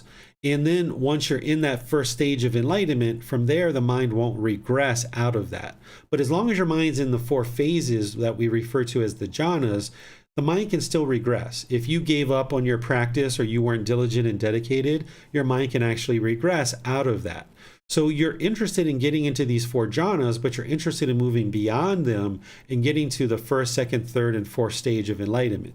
So the Buddha is describing here that if you cannot patiently endure contact through the eyes, ears, nose, tongue, and the body, which are enduring the physical forms, sounds, odors, flavors, and physical objects, that you can't get into these jhanas. So as you're working to eliminate sensual desire and you're starting to knock down your craving, you'll be able to endure and patiently endure certain forms, sounds, odors, flavors, and physical objects that you either agree with or disagree with.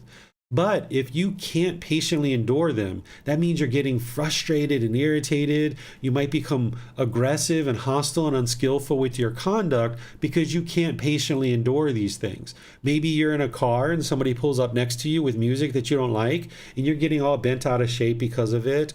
Or if you're at home and someone's playing loud music and you don't like it and you start getting all bent out of shape because of it, you're not patiently enduring form, sounds, odors, flavors, and physical objects. So your mind, as it's transitioning into these jhanas and into these stages of enlightenment, you'll go from being visibly shaken up and irritated and annoyed by certain contact through the sense bases to this period of time where you're kind of quietly frustrated. And that's what the Buddha is talking about here, is being patiently enduring these things.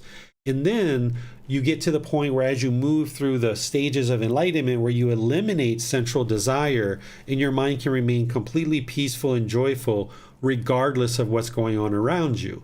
And in order to experience that, you need to go through this transitioning. And he's describing a bit of that transition here, where you go from, again, being shaken up by the easiest little sound or different odors or flavors or things, to now you're being able to patiently endure them, where you're not overtly aggressive and hostile, but you might just be quietly irritated when things happening that you don't like. But by the time you get to enlightenment, you won't even have that slightest dislike when you're experiencing certain things in the world. What questions do you guys have on this chapter? Okay, it doesn't look like there's any questions on this chapter. So we'll go ahead and move on to the next one, which is chapter 87. Do concentration in the morning, in the middle of the day, and in the evening. Monks, possessing 3 factors, a shopkeeper is capable of acquiring wealth not yet acquired, and of increasing wealth already acquired. What 3? Here, a shopkeeper diligently applies himself to his work in the morning, in the middle of the day, and in the evening. Possessing these 3 factors, a shopkeeper is capable of acquiring wealth not yet acquired, and of increasing wealth already acquired. So too, possessing 3 factors, a monk is capable of achieving a wholesome state not yet attained, and of increasing a wholesome state already attained. What 3? Here, a monk diligently applies himself to an object of concentration in the morning, in the middle of the day, and in the evening. Possessing these 3 factors, a monk is capable of achieving a wholesome state not yet attained, and of increasing a wholesome state already attained. Okay, so let me help you understand what the Buddha is describing here. What he's describing is your meditation practice. The Buddha meditated morning, midday, and evening. And this is the ideal way for you to develop your meditation practice, that you're meditating 2 or 3 times a day for 30 minutes or more. That's where you'll see the most benefits. But of course, you need to gradually build up to that. The frequency is actually more important than the duration. So if it's up to doing 1 session for 30 minutes or doing 2 for 15, go for the 2 for 15. You'll see more success with that. Because if you meditate in this type of frequency, there's not a whole lot that is going to go wrong throughout your day, because you're being attentive to the mind in the morning in the middle of the day, and in the evening. And there's only maybe 4-6 hours in between each of those that something could potentially happen in the day. So by building up your meditation practice, even to 2 sessions per day, you're going to see significant improvements. And the Buddha here is helping you with this analogy of a shopkeeper, because you might understand improving wealth and acquiring wealth, that if you were a shopkeeper, you would need to diligently apply yourself to work in the morning, the middle of the day, and the evening, and this is going to grow your business and make it more and more successful. Well, it's the same thing with your meditation practice and with training your mind. If you would like to be attentive to the mind and develop it and cultivate the jhanas and the stages of enlightenment, you're going to need to be attentive to the mind, morning, midday, and evening, meditating. The focus of concentration that he's talking about is the breath and breathing mindfulness meditation. And then in daily life, that you stay attentive to the mind, that where you see the mind having unwholesome thoughts, you cut that off and let it go. And where there's wholesome thoughts, you support those, encourage those, and don't allow them to fade. And this is how you attend to the mind, not only in meditation, morning, midday, and evening, but also in your daily life, that you're always attentive to the mind. It's essentially a full-time job to get to enlightenment. But once you get to enlightenment, you're able to practice the teachings effortlessly. As you're getting started and as you're making your way to enlightenment, there's challenges, right? There's some struggles and difficulties. It's not easy, but it's not difficult either. But it's absolutely worth it as you progress closer and closer to enlightenment to get to that peace and joy that you experience in the enlightened mental state. So let me see what questions you guys have here about the Buddha sharing to do meditation morning, midday, and evening. Okay, I'm not seeing any questions on any of our platforms. So I'll go ahead and move to the next chapter, which is chapter 88. Here, this one's titled, Remote Lodgings in Forest, in Jungle Groves are Hard to Endure. Venerable Sir, I wish to retreat to remote lodgings in forests and jungle groves. Remote lodgings in forests and jungle groves are hard to endure, student. Solitude is hard to undertake and hard to delight in. When he is alone, the woods steal the mind of a monk who does not gain concentration. It can be predicted that one who says, I do not gain concentration, yet I will retreat to remote lodgings in forests and jungle groves, will either sink or float away. Suppose, student, there was a large lake and a bull elephant, 7 or 8 cubits in size, would come along. He might think, let me enter this lake and playfully wash my ears and back. I will bathe and drink, come out and set off wherever I want. He then enters the lake and playfully washes his ears and back. He bathes and drinks, comes out and sets off wherever he wants. How so? Because his large body finds a footing in the depths. Then a hare or a cat comes along. It might think, how is a bull elephant different from myself? I'll enter this lake and playfully wash my ears and back. I will bathe and drink, come out and set off wherever I want. Then, without reflecting, it hastily enters the deep lake. It can be predicted that it will either sink or float away. Why so? Because its small body does not find a footing in the depths. So too, it can be predicted that when one who would say, I do not gain concentration, yet I will retreat to remote lodgings in forests and jungle groves, will either sink or float away. Come, student, reside within the community. While you reside within the community, you will be at ease. Okay, so what the Buddha is describing here is this elephant who is aware of himself and understands that he can enter into this lake and he can wash and he can drink and he can do whatever he likes because he's got this big, strong, firm body and he can get a footing in the lake. But then there's this hare or this cat, like a rabbit or a cat, that comes along and doesn't reflect and doesn't realize where they are and who they are and what they actually have. And they enter into the lake and they're wished away due to not having reflected. And the Buddha is describing this in the same thing for a student, that you need to understand your practice. You need to understand where you are. That if you're just starting out, then you're going to have certain challenges and certain struggles and difficulties, and you're not necessarily interested in challenging the mind or testing the mind in significant ways because you're still getting your feet under you. But as you grow and as you develop your practice and you see more stability and more calmness coming into the mind, and you're aware that there is concentration, then it would be wise to challenge the mind. And here the student is suggesting that he might go out into the forest or into the jungle. And the Buddha is suggesting to him that he shouldn't do that because he's not yet ready to do that because he doesn't yet have concentration fully developed. And if he goes out into the forest or into the jungle, that his thoughts could invade him and kind of steal his mind, and he could be essentially sink or float away.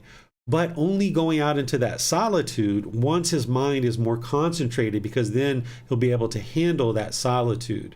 So what the Buddha is describing here is knowing your practice and knowing where you're at in your practice and knowing about the different challenges that you might need to employ in order to further train the mind.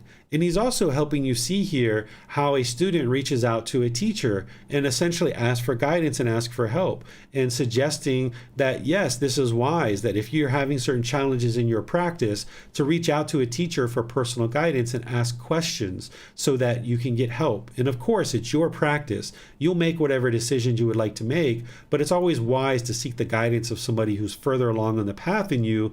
And typically a teacher who you've decided that you would like to learn from is going to be further along on the path, perhaps enlightened or very close to it. So they know what it takes in order to get to enlightenment. So by you asking those questions, you can get insight and guidance that can help contribute to your decision making about your own practice. So what questions do you guys have on this? You can put that into Facebook, YouTube, or Zoom, and I'll be pleased to answer any questions that you might have. All right, I'm not seeing any questions on this one either. So let's go to chapter 89. Here it's titled, 4 times rightly developed and coordinated, gradually culminate into the destruction of the taints. Now remember, the taints or the pollutions, these are the 10 fetters. So the Buddha is describing 4 times to develop and coordinate and gradually culminate into the development and destruction, to the destruction of these taints by developing the mind and cultivating the mind, which leads to the destruction of the taints. Monks, these 4 times, rightly developed and coordinated, gradually culminate in the destruction of the taints. What for? The time for listening to the teachings, the time for discussing the teachings, the time for serenity, and the time for wisdom. These 4 times, rightly developed and coordinated, gradually culminate in the destruction of the taints. Just as when it is raining and the rain pours down in thick droplets on a mountaintop, the water flows down along the slope and fills the clefts, gullies, creeks. These become full, fill up the pools. These becoming full, fill up the lakes. These becoming full, fill up the streams. These becoming full, fill up the rivers. And these becoming full, fill up the great ocean. So too, these 4 times, rightly developed and coordinated, gradually culminate in the destruction of the taints. So as I mentioned, the taints, or the 10 fetters, these are the 10 individual problems that the Buddha discovered about the unenlightened mind. A fetter is like a shackle around your ankle with a chain and a ball, keeping you trapped in the unenlightened state. As long as these pollutions are in your mind, you won't experience the peace and joy of the enlightened mental state. It's impossible as long as your mind's polluted with these 10 fetters. So the Buddha's guiding you in how to build up to a point and develop the mind to a point where you can eliminate these fetters or these taints. And here he's telling you and sharing with you these 4 individual times that lead towards the culmination and development of the mind that leads to the destruction of the taints. The first one is the time for listening to the teachings. That's what you're doing right now. Whether you're attending this class live or you're listening to the replay, you're listening to the teaching. So you're working towards the development of the destruction of the taints. This is one time that you're working to develop that. But then there's other things you need too. There's time for discussing the teachings. The Buddha encouraged, and I also encourage as well, for students to discuss the teachings. You're not teaching each other. You're not designated as a teacher of each other. But by you discussing the teachings with other people, it arises the teachings into the mind and it brings them to the forefront of the mind. So if you're talking with people about loving kindness or compassion or right speech or your meditation practice, and you guys are sharing things that are helping you within your practice or things that you're struggling with and challenged with, this helps to bring the teachings up into the mind so that you're more readily able to practice them in daily life. So not only listening to the teachings, but also discussing them is very wise. Then there's time for serenity. What the Buddha is describing here is time for relaxation and just resting, essentially. I had to teach myself how to do this because I didn't know how to relax and how to rest when I lived in America. I was in the corporate world for a while, and then I had my own businesses for a while. I was go for a significant period of time. I was working 16 to 18 hours a day for extended periods of time, and I was just go all the time. I didn't know how to relax. When it was time to sit down somewhere, my mind was having overactivity and having anxiety and having stress. It was hyperactive, essentially. I couldn't just sit and relax and do nothing. I had to constantly be doing something all the time. So you're going to need to train your mind to listen to the teachings and discuss the teachings, but you're also going to need to find time to relax and just rest and see that as being productive.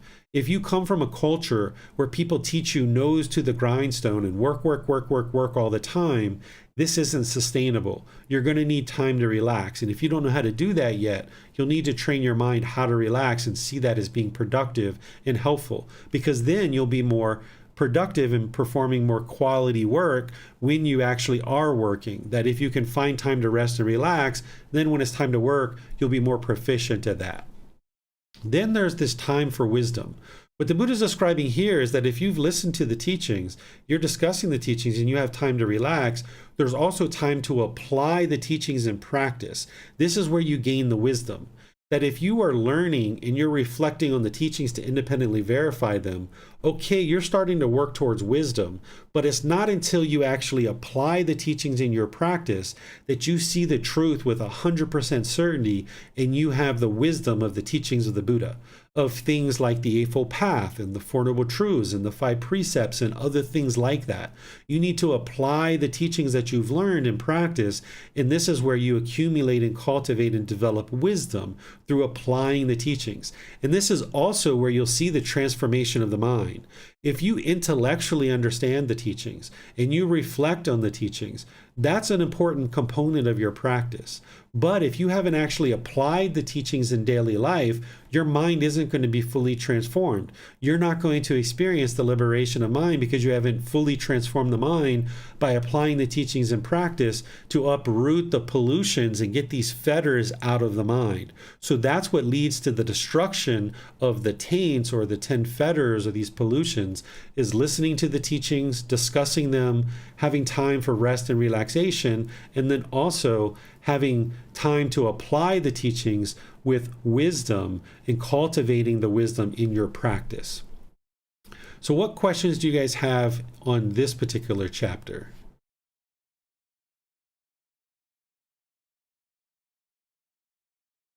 All right, I'm not seeing any questions here. So let's go to the very last chapter for today, which is chapter 90. It's titled, One Should Be Mindful and Clearly Aware. Monks, a monk should be mindful and clearly aware. This is my instruction to you. And how is a monk mindful? Here, a monk resides reflecting on the body as body, dedicated, clearly aware and mindful, having put aside craving and worry for the world. And likewise, with regard to feelings, mind, and mental objects, that is how a monk is mindful. And how is a monk clearly aware? Here, a monk, when going forward or back, is aware of what he is doing. In looking forward or back, he is aware of what he is doing. In bending and stretching, he is aware of what he is doing. In carrying his inner and outer robe in bowl, he is aware of what he is doing. In eating, drinking, chewing, and tasting, he is aware of what he is doing. In passing excrement or urine, he is aware of what he is doing. In walking, standing, sitting, or lying down, in keeping awake, in speaking, or in staying silent, he is aware of what he is doing. That is how a monk is clearly aware. A monk should be mindful and clearly aware. This is my instruction to you. So here, the Buddha is describing two separate things, and I'm going to help you understand them in that way. First, he's describing mindfulness or awareness of mind. And this is the four foundations of mindfulness that we already talked about in this class, is being aware of the bodily sensations, the feelings, the mind, and the mental objects. That mind is the condition of the mind, because you need to be aware of these to be able to gain control and discipline of the mind. So we've already talked about that in this class, so I'm not going to go through it in detail. But now, with that mindfulness and awareness of mind, you need to now practice being aware of what you're doing in any given situation. Practicing singleness of mind, where you're just doing one thing at a time. I'll use one of the things that the Buddha describes here that I think you guys can relate to. Here he's talking about when passing excrement or urinating, that you should be fully aware of what you're doing. Well, you might have experienced this, or you might know people that have experienced this, that they're on the toilet looking at their mobile phone, or they're on the toilet reading a magazine or a newspaper or something like this. And if you've ever done this, you'll notice that it takes a really long time for your body to have the bowel movement or to urinate, because your mind is switching between these two things. And while you're doing this, you might have dropped your phone in the toilet, or you might have dropped it on the floor or something like this. The mind is having a really difficult time because it's trying to do two things at one time. It's switching back and forth. And this is why you have the unwholesome results of dropping the phone in the toilet, because you're making an unwise decision, attempting to get the mind to do more than one thing, and it can't do more than one thing. So if you're talking on the phone, you're watching TV, and you're eating a sandwich, you're going to be having a really hard time practicing something like right speech. So if you're talking to mom, you're not going to be able to have right speech. So you might say something aggressive and harsh or hostile to mom, and now you make your life more difficult, because now you've damaged your relationship, and you've got to go back and clean that up. And you've affected your relationship with your mom, your dad, your brothers, your sisters, or co-workers or other people. Oftentimes you think you're actually accomplishing more, but really what you're doing is you're rapidly cycling the mind from thing to thing to thing to thing to thing.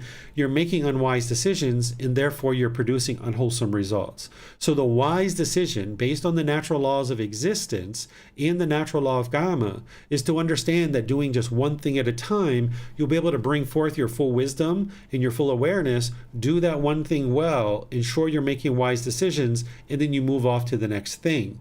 But if you're constantly rapidly cycling from thing to thing to thing, your mind is going to be stressed, you're going to have anxiety, you're going to have an overactive mind, you're going to lack concentration, and you're going to make unwise decisions that produce unwholesome results, which means you have to come back and clean that up later.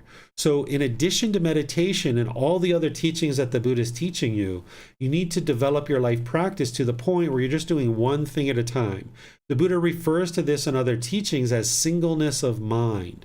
Practicing singleness of mind, just doing one thing at a time.